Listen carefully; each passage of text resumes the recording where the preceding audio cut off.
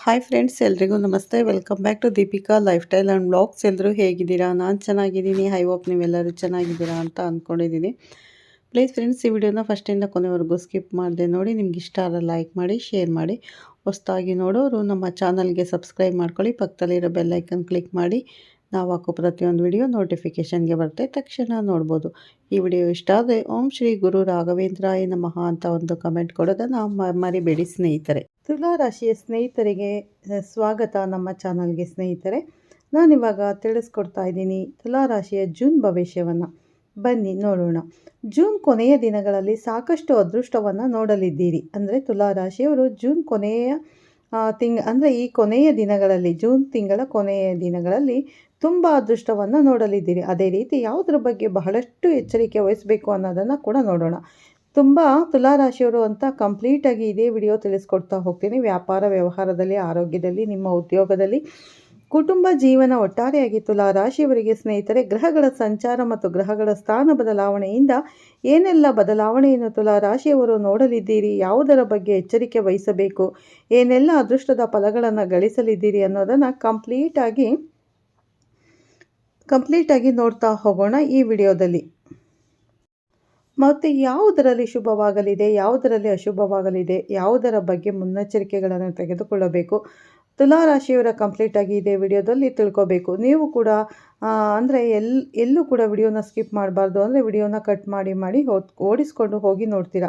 ಇದು full information ಅರ್ಥ ಆಗಲ್ಲ. ಸೊ ಹಾಗಾಗಿ ಎಲ್ಲ ವಿಡಿಯೋದಲ್ಲೂ ತಿಳಿಸ್ತಾ ಇರ್ತೀನಿ ಸ್ನೇಹಿತರೆ. ಮೊದಲಿನಿಂದ ಕೊನೆ ತನಕ ವಿಡಿಯೋನ ಪೂರ್ತಿಯಾಗಿ ನೋಡಿ, ವಾಚ್ ಮಾಡಿ ಅಂತ. ಒಳ್ಳೆ ಮಾಹಿತಿ ಸಿಕ್ಕಿದರೆ ದಯವಿಟ್ಟು ವಿಡಿಯೋಗೆ ಲೈಕ್ ಮಾಡಿ. ಇನ್ನು ನಮ್ಮ ಚಾನಲ್ಗೆ ಸಬ್ಸ್ಕ್ರೈಬ್ ಮಾಡ್ಕೊಳ್ಳದೆ ನೋಡ್ತಿದ್ರೆ ನಮ್ಮ ಚಾನಲ್ಗೆ ಸಬ್ಸ್ಕ್ರೈಬ್ ಆಗಿ ಅಂತ ಹೇಳ್ತೀನಿ. ಹಾಗೆ ಈ ವಿಡಿಯೋ ಇಷ್ಟ ಆದರೆ ಓಂ ನಮಃ ಶಿವಾಯ ಅಥವಾ ಓಂ ಶ್ರೀ ಗುರು ರಾಘವೇಂದ್ರಾಯ ನಮಃ ಅಂತ ಒಂದು ಕಮೆಂಟ್ ಕೊಡೋದನ್ನು ಖಂಡಿತ ಮರಿಬೇಡಿ. ಬನ್ನಿ, ಮಹಾಲಕ್ಷ್ಮೀ ದೇವಿ ಅನುಗ್ರಹದಿಂದ ನಿಮ್ಮ ಜೀವನದಲ್ಲಿರುವ ಕಷ್ಟಗಳು, ಸಮಸ್ಯೆಗಳು, ಅಡಚಣೆ, ತೊಂದರೆಗಳು ಎಲ್ಲವೂ ಕೂಡ ಸಂಪೂರ್ಣವಾಗಿ ನಿವಾರಣೆಯಾಗಲಿ ಅಂತ ಕೇಳ್ಕೊಳ್ತಾ ವಿಡಿಯೋದ ಕಡೆ ನಾವು ಇವಾಗ ಗಮನ ಕೊಡ್ತಾ ಹೋಗೋಣ. ವೈದಿಕ ಜ್ಯೋತಿಷ್ಯದ ಪ್ರಕಾರ ತುಲಾ ರಾಶಿಯವರಿಗೆ ಚಿತ್ತ 3, 4ನೇ ಪಾದ, ಸ್ವಾತಿ, ವಿಶಾಖ 1, 2, 3ನೇ ಪಾದ ಭವಿಷ್ಯವು 2026ರಲ್ಲಿ ವೃತ್ತಿ ಜೀವನ ಮತ್ತು ಯಶಸ್ಸಿಗೆ ಅತ್ಯುನ್ನತ ರಾಜಯೋಗವನ್ನು ತಂದಿದೆ. ಮತ್ತು 10ನೇ ಮನೆಯಲ್ಲಿ ಉಚ್ಚ ಗುರುವಿನ ಪ್ರವೇಶ ಮತ್ತು 6ನೇ ಮನೆಯಲ್ಲಿ ಶನಿಯ ಸಂಚಾರದಿಂದ ನಿಮ್ಮ ವೃತ್ತಿ, ಆರ್ಥಿಕತೆ ಮತ್ತು ಕುಟುಂಬದಲ್ಲಿ ಶುಭ ಫಲಗಳಿವೆ. ಸ್ನೇಹಿತರೆ, ಆಗಿದ್ದರೆ ಯಾವುದರ ಬಗ್ಗೆ ತುಲಾ ರಾಶಿಯವರು ಮುಂದಿನ ದಿನಗಳಲ್ಲಿ ಎಚ್ಚರಿಕೆ ವಹಿಸಬೇಕು, ಏನೆಲ್ಲ ಅದೃಷ್ಟದ ಫಲಗಳನ್ನು ಗಳಿಸಲಿದ್ದೀರಿ, ವ್ಯಾಪಾರ ವ್ಯವಹಾರದಲ್ಲಿ, ವೃತ್ತಿ ಜೀವನದಲ್ಲಿ, ಕುಟುಂಬದ ಜೀವನ, ವೈವಾಹಿಕ ಜೀವನ ಮತ್ತು ಪ್ರೇಮ ಜೀವನದಲ್ಲಿ ಏನೆಲ್ಲ ಬದಲಾವಣೆಗಳು ಕಂಡು ಬರಲಿದೆ ಅನ್ನೋದನ್ನು ನೋಡ್ತಾ ಹೋಗೋಣ. ಎಲ್ಲೂ ಕೂಡ ಸ್ಕಿಪ್ ಮಾಡದೇನೆ ಈ ಅದೃಷ್ಟ ರಾಶಿ ತುಲಾ ರಾಶಿ ನಿಮ್ಮ ಕುಟುಂಬದಲ್ಲಿ, ನಿಮ್ಮ ಸ್ನೇಹಿತರಲ್ಲಿ ಅಥವಾ ನಿಮ್ಮ ಹಿತೈಷಿಗಳು ಈ ರಾಶಿಯನ್ನು ಯಾರಾದರೂ ಹೊಂದಿದರೆ ದಯವಿಟ್ಟು ಅವರಿಗೆ ವಿಡಿಯೋವನ್ನು ಶೇರ್ ಮಾಡಿ. ನಿಮ್ಮ ಕಡೆಯಿಂದ ಅದೃಷ್ಟದ ಭವಿಷ್ಯವನ್ನು ಅವರು ಕೂಡ ತಿಳ್ಕೊಂಡಂಗೆ ಆಗುತ್ತೆ. ಹೌದು ಸ್ನೇಹಿತರೆ, ತುಲಾ ರಾಶಿಯವರಿಗೆ ಒಟ್ಟಾರೆಯಾಗಿ ಹೇಳಬೇಕು ಅಂದರೆ ಗ್ರಹಗಳ ಸಂಚಾರ ಮತ್ತು ಗ್ರಹಗಳ ಸ್ಥಾನ ಬದಲಾವಣೆಯಿಂದ ನಿಮ್ಮ ಜೀವನದಲ್ಲಿ ಸಾಕಷ್ಟು ಏರುಪೇರುಗಳನ್ನು ನೋಡಲಿದ್ದೀರಿ. ಮತ್ತು ವೃತ್ತಿ ಜೀವನದಲ್ಲಿ ಭವ್ಯವಾದಂತಹ ರಾಜಯೋಗ, ನಿಮ್ಮ 10ನೇ ಮನೆಯಾದ ವೃತ್ತಿ ಸ್ಥಾನಕ್ಕೆ ಗುರು ಭಗವಾನ್ ಅಂದರೆ ಗುರು ಉಚ್ಚ ಸ್ಥಿತಿಯಲ್ಲಿ ಪ್ರವೇಶಿಸುವುದು ನಿಮ್ಮ ಕಾರ್ಪೊರೇಟ್ ಮತ್ತು ಸ್ಥಾನಮಾನವನ್ನು ಉನ್ನತ ಮಟ್ಟಕ್ಕೆ ಏರಿಸುತ್ತದೆ. ಇದು ನಿಮ್ಮ ಸಾಮಾಜಿಕ ಗೌರವ ಮತ್ತು ವೃತ್ತಿಪರ ಪ್ರಭಾವವನ್ನು ಅಪಾರವಾಗಿ ಹೆಚ್ಚಿಸಲಿದೆ ಅಂತಾನೇ ಹೇಳ್ಬೋದು. ಇದು ನಿಮ್ಮೊಂದಿಗೆ ಇರುವಂಥ ಅದೃಷ್ಟ.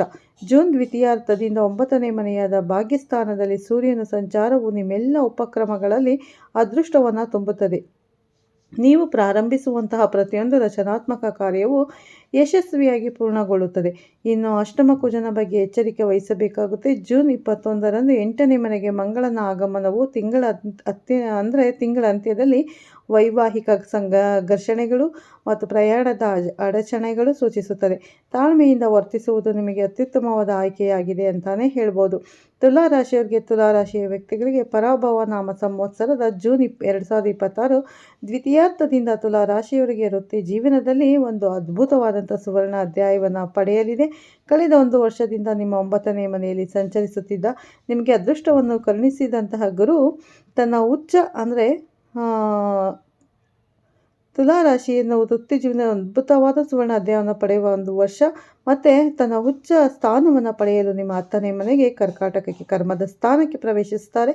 ಇದು ನಿಮ್ಮ ಜೀವನದ ಹಾದಿಯಲ್ಲಿ ಒಂದು ಪ್ರಮುಖ ಮೈಲಿಗಲ್ಲನ್ನು ಸೂಚಿಸುತ್ತದೆ. ನಿಮ್ಮ ಕಠಿಣ ಪರಿಶ್ರಮಕ್ಕೆ ನೀವು ದುಪ್ಪಟ್ಟು ಪ್ರತಿಫಲವನ್ನು ಪಡೆಯುತ್ತೀರಿ. ಜೊತೆಗೆ ಸಮಾಜದಲ್ಲಿ ಅತ್ಯುತ್ತಮ ಮನ್ನಣೆಯನ್ನು ಗಳಿಸಿರಿ. ಇದಕ್ಕೆ ಪೂರಕವಾಗಿ ನಿಮ್ಮ ರಾಶಿಯ ಅಧಿಪತಿಯಾದ ಶುಕ್ರನು ವೃತ್ತಿ ಸ್ಥಾನದಲ್ಲಿ ಗುರುವಿನೊಂದಿಗೆ ಸೇರಿಕೊಂಡು ಅಸಾಧಾರಣ ರಾಜಯೋಗವನ್ನು ಪ್ರಚೋದಿಸುತ್ತಾರೆ. ತಿಂಗಳ ದ್ವಿತೀಯಾರ್ಧದಲ್ಲಿ ಅದ್ಭುತವಾದಂಥ ವ್ಯಾಪಾರ ಲಾಭಗಳನ್ನು ಸುರಿಸಿದರೂ 8ನೇ ಮನೆಗೆ ಮಂಗಳನ ಆಗಮನದಿಂದಾಗಿ ತಿಂಗಳ ದ್ವಿತೀಯಾರ್ಧದಲ್ಲಿ ವೈಯಕ್ತಿಕ ಸಂಬಂಧಗಳು ಮತ್ತು ಆರೋಗ್ಯದ ವಿಚಾರಗಳಲ್ಲಿ ನೀವು ಅಲೆದು ತೂಗಿ ತಾಳ್ಮೆ ಕಾಪಾಡಿಕೊಳ್ಳುವುದು ಅಗತ್ಯವಿರುತ್ತದೆ. ಸೊ ಹಾಗಾಗಿ ನಿಮ್ಮ ಆರೋಗ್ಯದ ಜೊತೆಗೆ ನಿಮ್ಮ ವೃತ್ತಿ ಜೀವನ, ವ್ಯಾಪಾರ, ವ್ಯವಹಾರದಲ್ಲಿ ಸಾಕಷ್ಟು ಬದಲಾವಣೆಗಳನ್ನು ನೋಡಲಿದ್ದೀರಿ ಸ್ನೇಹಿತರೆ. ಯಾಕಂದರೆ ನಿಮ್ಮ ರಾಶಿ ಅಧಿಪತಿಯಾಗಿರುವಂಥ ಶುಕ್ರ ಮತ್ತು 8ನೇ ಅಧಿಪತಿಯಾಗಿರ್ತಕ್ಕಂಥ ಲಗ್ನಾಧಿಪತಿಯಾದ ಶುಕ್ರ 9ನೇ ಮನೆ ಮತ್ತು 10ನೇ ಮನೆಯಲ್ಲಿ ಸಂಚಾರವನ್ನು ಮಾಡುತ್ತಿದ್ದಾರೆ. ಜೂನ್ ದ್ವಿತೀಯಾರ್ಧದಲ್ಲಿ 9ನೇ ಮನೆಯಲ್ಲಿದ್ದು ಅದೃಷ್ಟವನ್ನು ನೀಡುತ್ತಾರೆ. ಅನಂತರ ಉಚ್ಚ ಗುರುವಿನೊಂದಿಗೆ ಸೇರಲು 10ನೇ ಮನೆಗೆ ಪ್ರವೇಶಿಸಿ ಅಪಾರ ವೃತ್ತಿಪರ ವರ್ಚಸ್ಸು ಮತ್ತು ಬಹುತೇಕ ಯಶಸ್ಸನ್ನು ತರಲಿದ್ದಾರೆ. 8ನೇ ಮನೆಯಲ್ಲಿ ಹಠಾತ್ ಹೊಂದಾಣಿಕೆಗಳ ಪ್ರಚೋದಿಸುತ್ತಾರೆ. ಅನಂತರ 9ನೇ ಮನೆಗೆ ಮಿಥುನ ರಾಶಿಗೆ ಸ್ಥಳಾಂತರಗೊಂಡು ಅದೃಷ್ಟ ಮತ್ತು ಪೂರ್ವಜರ ಆಸ್ತಿಗಳ ಮೂಲಕ ಲಾಭವನ್ನು ತಂದುಕೊಡಲಿದ್ದಾರೆ. ಜೂನ್ 28ರವರೆಗೆ ತನ್ನ ದೇಹದ ಮನೆಯಲ್ಲಿ ನಿಂತು ವಿದೇಶ ಪ್ರಯಾಣ, ಉನ್ನತ ಶಿಕ್ಷಣ, ಅನಂತರ ವೃತ್ತಿಪರ ಲಾಭಗಳಿಗಾಗಿ 10ನೇ ಮನೆಗೆ ಸ್ಥಳಾಂತರಗೊಳ್ಳಲಿದ್ದಾರೆ ಅಂತಲೇ ಹೇಳ್ಬೋದು. ಇದು ಗ್ರಹಗಳ ಸಂಚಾರ ಮತ್ತು ಗ್ರಹಗಳ ಸ್ಥಾನ ಬದಲಾವಣೆ ಇಲ್ಲ, ಒಂದಲ್ಲ ಒಂದು ರೀತಿಯಲ್ಲಿ ಸಾಕಷ್ಟು ಬದಲಾವಣೆಯನ್ನು ತುಲಾರಾಶಿಯರು ನೋಡಲಿದ್ದೀರಿ ಈ ಜೂನಲ್ಲಿ ಕೊನೆಯ ದಿನಗಳಲ್ಲಿ. ಇನ್ನು ಅದೇ ರೀತಿ ನಿಮ್ಮ ಕುಟುಂಬ ಮತ್ತು ವೈಯಕ್ತಿಕ ಜೀವನದ ಬಗ್ಗೆ, ಪ್ರೇಮ ಜೀವನದ ಬಗ್ಗೆ ಹೇಳೋದಾದರೆ ತುಲಾರಾಶಿಯವರು ಏನೆಲ್ಲ ಬದಲಾವಣೆ ನೋಡಲಿದ್ದೀರಿ, ಯಾವುದ್ರ ಬಗ್ಗೆ ಎಚ್ಚರಿಕೆ ವಹಿಸಬೇಕು ಅನ್ನೋದನ್ನು ನೋಡ್ತಾ ಹೋಗೋಣ.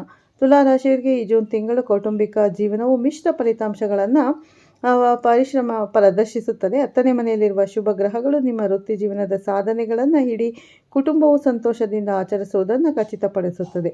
ನಿಮ್ಮ ತಂದೆಯ ಆರೋಗ್ಯವು ಗಮನಾರ್ಹವಾಗಿ ಸುಧಾರಿಸುತ್ತದೆ ಮತ್ತು ಸಾಗರೋತ್ತರ ಕೌಟುಂಬಿಕ ಪ್ರಯಾಣದ ಯೋಜನೆಗಳು ಸುಂದರವಾಗಿ ರೂಪುಗೊಳ್ಳುತ್ತದೆ. ಮತ್ತು ವೃತ್ತಿರಿಕ್ತವಾಗಿರುವ ವೈವಾಹಿಕ ಕ್ಷೇತ್ರವು ಪೂರ್ವಜ್ಞ ಕಾಳಜಿಯನ್ನು ಬಯಸುತ್ತೇವೆ. ಜೂನ್ 21ರವರೆಗೆ 7ನೇ ಮನೆಯಲ್ಲಿರುವ ಮಂಗಳನು ನಿಮ್ಮ ಸಂಗಾತಿಯೊಂದಿಗೆ ಸಣ್ಣಪುಟ್ಟ ಅಹಂಕಾರದ ಘರ್ಷಣೆಗಳನ್ನು ಪ್ರಚೋದಿಸಬಹುದು. ಜೂನ್ 21ರ ನಂತರ ಮಂಗಳ 8ನೇ ಮನೆಗೆ ಪ್ರವೇಶಿಸಿದಾಗ ತಾತ್ಕಾಲಿಕ ದೋಷವನ್ನು ಸೃಷ್ಟಿಸುತ್ತಾನೆ. ಆತುರದಲ್ಲಿ ಆಡುವಂಥ ಕಠಿಣ ಮಾತುಗಳು ಪರಸ್ಪರ ನೋವುಂಟು ಮಾಡಬಹುದು. ನಿಮ್ಮ ಸಂಬಂಧವು ಬಲವಾಗಿರಲು ತಿಂಗಳ ದ್ವಿತೀಯಾರ್ಧದಲ್ಲಿ ಮೌನ ಮತ್ತು ಮೃದುವಾದಂಥ ರಾಜಿ ಸಂಧಾನಕ್ಕೆ ಆತಿಥ್ಯ ನೀಡುವುದು ಅತ್ಯಗತ್ಯ. ಒಟ್ಟಾರೆಯಾಗಿ ತುಲಾರಾಶಿಯವರು ಕುಟುಂಬದಲ್ಲಿ ಏನೆಲ್ಲ ಬದಲಾವಣೆಯನ್ನು ನೋಡಲಿದ್ದೀರಿ, ಯಾವುದರ ಬಗ್ಗೆ ಎಚ್ಚರಿಕೆ ವಹಿಸಬೇಕು ಅನ್ನುವಂಥ ಕಂಪ್ಲೀಟಾಗಿ ತಿಳ್ಕೊಳ್ತಿದ್ದೀವಿ. ಇನ್ನು ತುಲಾರಾಶಿಯ ವಿದ್ಯಾರ್ಥಿಗಳ ಬಗ್ಗೆ ಹೇಳೋದಾದರೆ ನಿಮ್ಮ 9ನೇ ಅಧಿಪತಿಯಾದಂಥ ಬುಧ ಜೂನ್ 22ರವರೆಗೆ ತನ್ನದೇ ಆದಂಥ ರಾಶಿಯಲ್ಲಿ ಪ್ರಬಲ ನೆಲೆಸಿರುವುದರಿಂದ ಉನ್ನತ ವ್ಯಾಸಂಗವನ್ನು ಮಾಡುತ್ತಿರುವಂಥ ವಿದ್ಯಾರ್ಥಿಗಳು ಅತ್ಯುತ್ತಮ ಹಂತವನ್ನು ಕಾಣುವರು. ವಿದೇಶ ಪ್ರಯಾಣಕ್ಕೆ ಅಗತ್ಯವಿರುವಂಥ ವೀಸಾಗಳು ಮತ್ತು ವಿದ್ಯಾರ್ಥಿ ವೇತನ ಅನುದಾನಗಳು ಸುಗಮವಾಗಿ ಮಂಜೂರಾಗುತ್ತೆ. ಕರ್ಮದ ಸ್ಥಾನದಲ್ಲಿ ಉಚ್ಚ ಗುರುವಿನ ಕೃಪೆಯಿಂದ ತಾಂತ್ರಿಕ ಸಂದರ್ಶನಗಳು ಅಥವಾ ಕ್ಯಾಂಪಸ್ ಪ್ಲೆಸೆಂಟ್ಗಳಿಗೆ ಹಾಜರಾಗುವಂಥ ವಿದ್ಯಾರ್ಥಿಗಳು ಅತ್ಯಂತ ಸುಲಭವಾಗಿ ಉದ್ಯೋಗವನ್ನು ಪಡೆದುಕೊಳ್ಳಲಿದ್ದಾರೆ. ಇದು ಸಾಮಾನ್ಯ. ವಿದ್ಯಾರ್ಥಿಗಳು ಶ್ರಮಪಟ್ಟು ಆಸಕ್ತಿಯಿಂದ ಏಕಾಗ್ರತೆಯಿಂದ ಅಧ್ಯಯನದ ಕಡೆ ಗಮನ ಕೊಟ್ಟಿದ್ದರೆ ಉನ್ನತ ಫಲಿತಾಂಶ ಖಂಡಿತವಾಗೂ ಗಳಿಸಲಿದ್ದೀರಿ. ಮನೋರಂಜಕ ಕಡೆ ಆಸಕ್ತಿ ಜಾಸ್ತಿಯಾಗಲಿದೆ ಮತ್ತು ಅಧ್ಯಯನ ಕಡೆ ಆಸಕ್ತಿ ಕಡಿಮೆಯಾಗಲಿದೆ. ಸೊ ಹಾಗಾಗಿ ಪ್ರತಿದಿನ ಹನುಮಾನ್ ಚಾಲಿಸವನ್ನು ಓದಿ ಅಡಚಣೆಗಳೆಲ್ಲವೂ ನಿವಾರಣೆಯಾಗಲಿದೆ.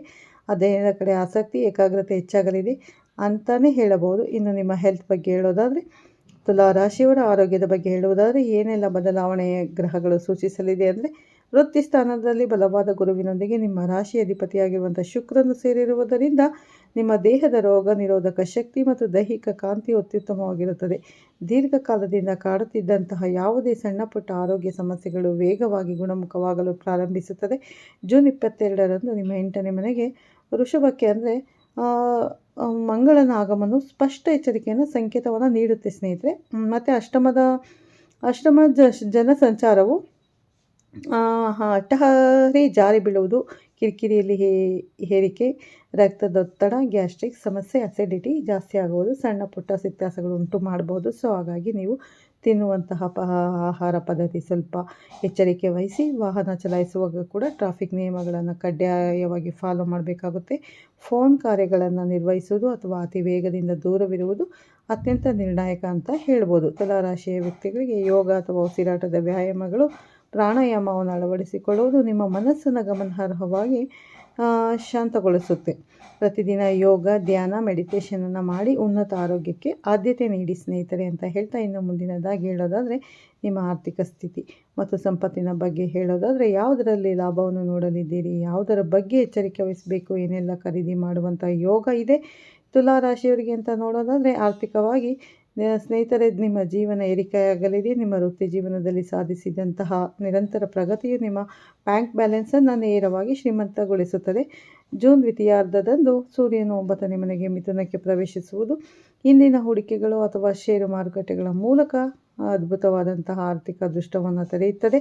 ಪೂರ್ವಜರ ಆಸ್ತಿಗಳು ಅಥವಾ ಕೌಟುಂಬಿಕ ಆಸ್ತಿಗಳು ಯಶಸ್ವಿಯಾಗಿ ನಿಮ್ಮ ಹೆಸರಿಗೆ ನೋಂದಾಯಿಸಲಾಗುತ್ತೆ. 2ನೇ ಅಧಿಪತಿಯಾದಂಥ ಮಂಗಳ, ನಿಮ್ಮ 2ನೇ ಅಧಿಪತಿಯಾಗಿರುವ ಮಂಗಳ ಜೂನ್ 21ರವರೆಗೆ ಬಲವಾಗಿರುವುದರಿಂದ ನಿಯಮಿತವಾಗಿ ಸ್ನೇಹಿತರೆ ಮನೆಯ ಆದಾಯವು ಸುಗಮವಾಗಿ ಏರುತ್ತದೆ. ಅದೇ ರೀತಿ ತಿಂಗಳ ಕೊನೆಯಲ್ಲಿ 8ನೇ ಮನೆಯ ಪ್ರಭಾವದಿಂದಾಗಿ ಆಟೋಮೊಬೈಲ್ ಸೇವೆ ಅಥವಾ ವಿಮೆ ಪ್ರೀಮಿಯಂಗಳಿಗೆ ಸಂಬಂಧಿಸಿದ ಖರ್ಚುಗಳು ಎದುರಾಗಬಹುದಾದರೂ ಸ್ವಲ್ಪ ಗೃಹೋಪಯೋಗಿ ವಸ್ತುಗಳು ಖರೀದಿ ಮಾಡುವುದಕ್ಕೆ ಮುಂದಾಗ್ತೀರಾ.